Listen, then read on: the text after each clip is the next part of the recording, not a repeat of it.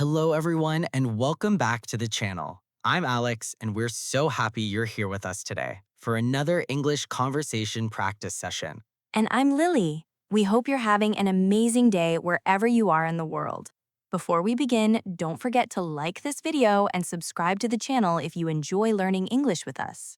Your support really helps us create more fun conversations every week. And today, Lily, we're talking about something very relatable, starting a new job. Oh, yes, starting a new job is exciting, but it can also be really stressful. New people, new routines, and sometimes even a completely new environment.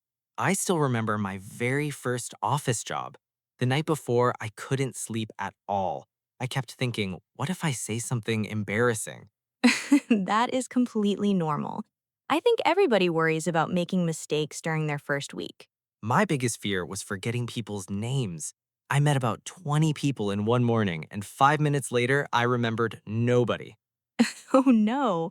Did you use the classic trick? What classic trick? Repeating the person's name during the conversation, like, nice to meet you, Sarah, or thanks for your help, Michael. Actually, yes, and sometimes I secretly looked at people's email signatures to remember their names. That's smart, not secret. Honestly, everyone does that. Another difficult thing was understanding office vocabulary. People used strange expressions all the time. Like what? One manager said, "Let's touch base tomorrow." I was so confused. I thought maybe we were going to play baseball or something.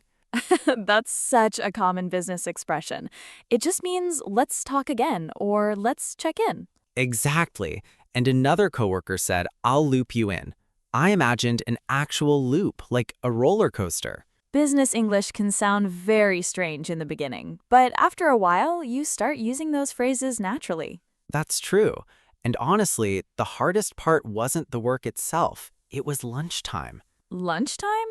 Really? Yes, everybody already had their friend groups. I didn't know where to sit, and I was too shy to join a table. That feeling is so real. Walking into a busy lunchroom alone can feel scary. One day, I accidentally sat at the manager's usual seat. Nobody said anything, but the whole table went silent. Alex, what happened next? I slowly stood up, picked up my sandwich, and moved to another table without saying a word. That sounds like a movie scene. It felt like one. But after a few weeks, things became easier. People started inviting me for coffee breaks. That's how it usually happens. Friendships at work grow slowly through small daily moments. Did you ever have a funny first day experience? Oh, yes. On my first day at one job, I arrived 1 hour early because I was afraid of being late. 1 hour early. What did you do? I sat in a coffee shop across the street, pretending to read a magazine while checking the office door every 2 minutes. That's actually very responsible. Maybe a little too responsible. And then, when I finally entered the office, I pushed a door that said pull. The classic door problem. Every human has experienced that at least once. It was so embarrassing because 3 employees were watching me. Honestly, moments like that make us human, and later they become funny memories. Exactly. Nobody remembers perfect people, they remember real people. But staying silent usually creates bigger problems. One time I didn't understand a task, but I pretended I understood. Oh no, what happened? I spent 3 hours working on the wrong document.